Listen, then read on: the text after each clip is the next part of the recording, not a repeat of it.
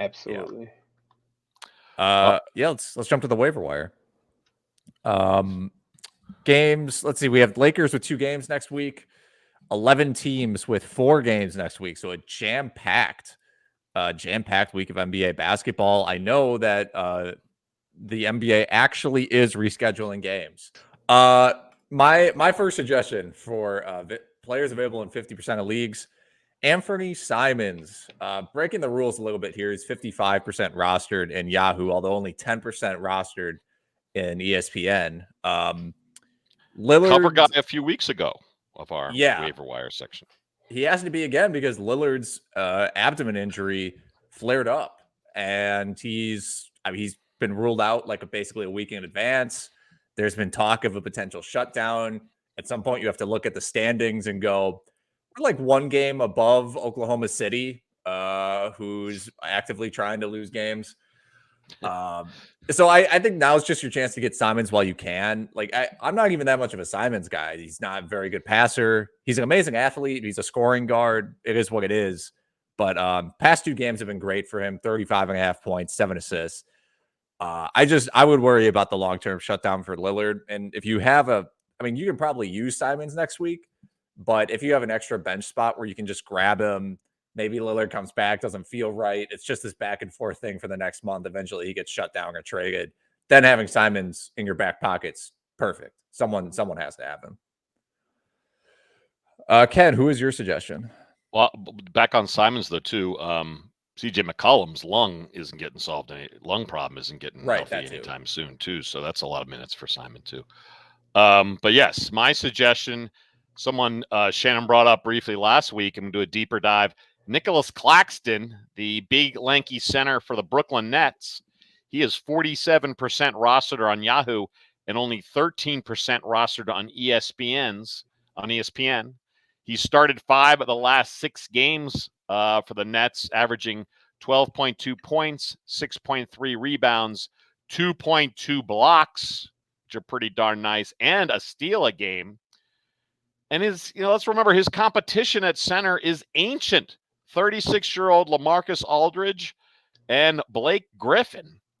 Brooklyn has 4 games next week. So if you need big man stats, I like Nicolas Claxton as a waiver wire pickup. Totally agree. He's stuck in the starting lineup even after the Nets got healthy. And I expect him to stay there. I mean, the minutes might be in the 20 to 25 per game range, but he's shown he can be productive with that. So I think he's a great pickup. My first suggestion is Herb Jones, another guy we've talked about recently, but it needs to be brought up again because he's not over that 50% marker yet. He's at 49% on Yahoo and 12% on ESPN. I believe it was last week that he was the long shot pick for us, one of the long shot picks for us. He's continued to perform over the past 4 games, 34 minutes per, 11.8, 5.3 rebounds, and he's crushing it on the defensive end, 3.3 steals and 1.5 blocks. Jones continues. So the Pelicans were shorthanded, and that was one of the reasons why he saw increased run. But he was already in the starting lineup before the Pelicans became shorthanded, and he continues to be. And the production's continued even after Brandon Ingram came back and a few other players. So I just think he's safe right now. He's going to be getting the minutes. Not going to be eye-popping numbers, but especially on the defense end, as long as he's producing like that, he should be much more heavily owned.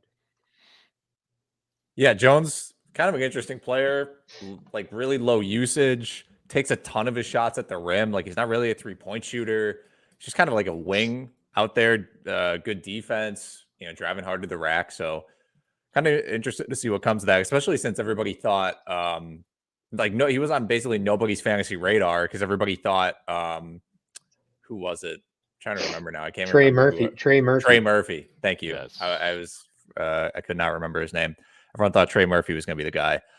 My long shot of the week, Facundo Campazzo, 24% rostered on Yahoo, 70th in per game production over the past 2 weeks. That's 9 points, 6.2 assists, 1.8 steals.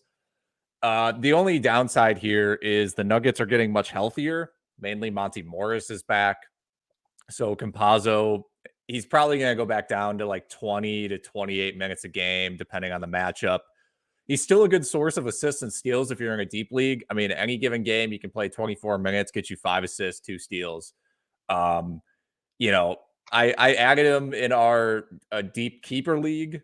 It'll be tough to drop him. I mean, we have a ton of players rostered in that league, but he'll be on my roster. Denver has 4 games next week too, so that's nice. Yeah, you can take a risk with him for sure. Who is your long shot, Ken? My long shot of the week is actually a bit of a stash. So this is coming with some COVID optimism that maybe you won't have to use your whole bench right away. So if you've got a healthy squad, make a speculative pick on Joe Harris with the Nets. He's only 25% rostered on Yahoo, 30% on ESPN. If you've got room to stash, guys, he comes back January 17th, so in 10 days from his ankle injury. And if you need threes, he's the guy. Remember last year, 14.1 points a game, and this is with Kyrie playing a lot. 3.1 made threes a game while shooting over 50% all of last season. So if you've got room, now's the time to stash Joe Harris early. Yeah, I like the stash call. I was looking at some roster trends on Yahoo, and I saw people were grabbing Kawhi Leonard. And I didn't see any like real hard hitting news on that. So my assumption was just that people are like, oh my God, I have all these roster spots now. And they're just grabbing players so that they can potentially stash them. So I like the Joe Harris call. Shannon, long shot. Max Strauss or Joe Harris. Who you got? I think I'd rather stash Joe Harris. Yeah. Give me Maximilian. Okay. I think they're very comparable players. I don't expect Joe Harris to be as productive as he's been in past years. And he's basically a one-trick pony, right? He's all about the three-pointer. I will be surprised, especially with Kyrie now back, if he produces anywhere close to what we saw the past 3 years with Brooklyn. Yeah, it'll be interesting to see. Who's your long shot? My long shot is Marvin Bagley. I'm not giving up. I still believe. I'll always believe until I see, until he plays 35 minutes per game for like a 30-game stretch and then doesn't produce. That's the only way I'll give up on my boy Marvin. He started 6 straight games, only 24 minutes per, and he's averaging about 21 fantasy points over that stretch, 8.5 rebounds, 8.5 points. He's only shooting 35.7% from the floor. But, and he's not doing anything on the defense, man. Typical Marvin Bagley stuff. But, as a long shot, King stuff, yeah. I do think there's upside and a possibility that he continues to see extra run through basically until the trade deadline.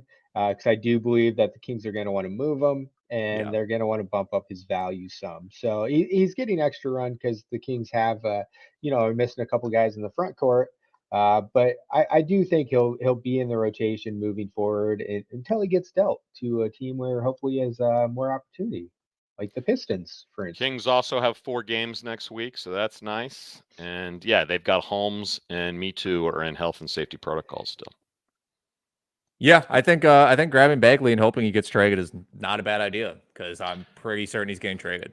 2 of those 4 games are also against the Houston Rockets, the extremely fantasy-friendly Rockets. So if he's going to shine, now is the time. He was also my dull suggestion of the week because his numbers have been boring his entire NBA career.